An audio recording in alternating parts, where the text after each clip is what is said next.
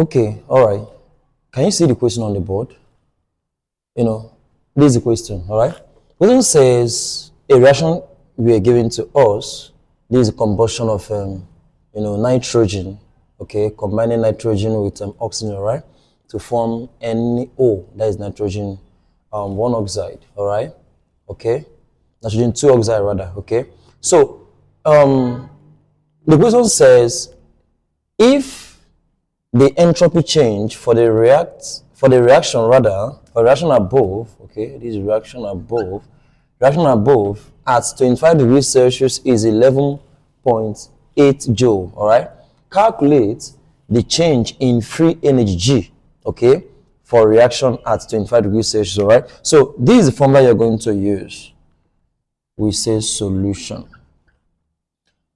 The parameters given to us here from the equation, you found out that the change in H, which is enthalpy change, okay, which is the energy content of this chemical reaction, is actually 89 kilojoule per mole, which means since this is 89 kilojoule per mole, it means it's positive, and that is actually an exothermic reaction, all right. So in exothermic that is an endothermic reaction, all right. So in endothermic reaction, the heat is being absorbed from the environment into the system, into the reacting system, okay, during the chemical reaction. So after the chemical reaction, they found out that the energy content, the final energy content, is now bigger than the initial energy content, all right.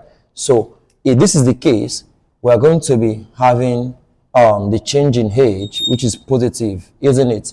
Then another one is if the entropy change, which is change in S, all right, is 11.8 joule. Are you with me? So which is at 25 degrees Celsius, all right. We are asked to find the change in G, which is Gibbs free energy, isn't it? So this is what we are looking for.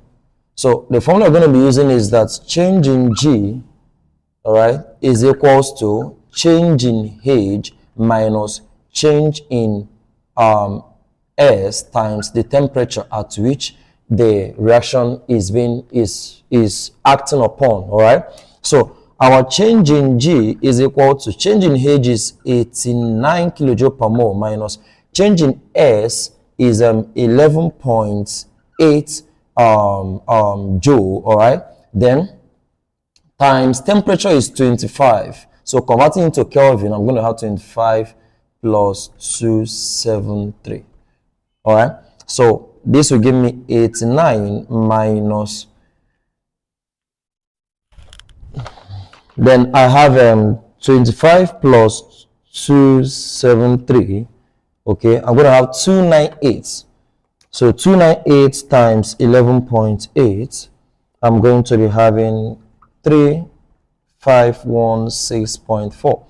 So 89 minus 3516.4, 89 minus my answer will give me minus 3427.40, all right, joule. So this is my answer, which means if you look at my options, if you say that option D is the correct answer, okay. If you get the answer to this question, kindly tell us in the comment section, okay. And also, if you enjoyed this video, hit the like button and share to your friends for their upcoming exams. Thank you. God bless you.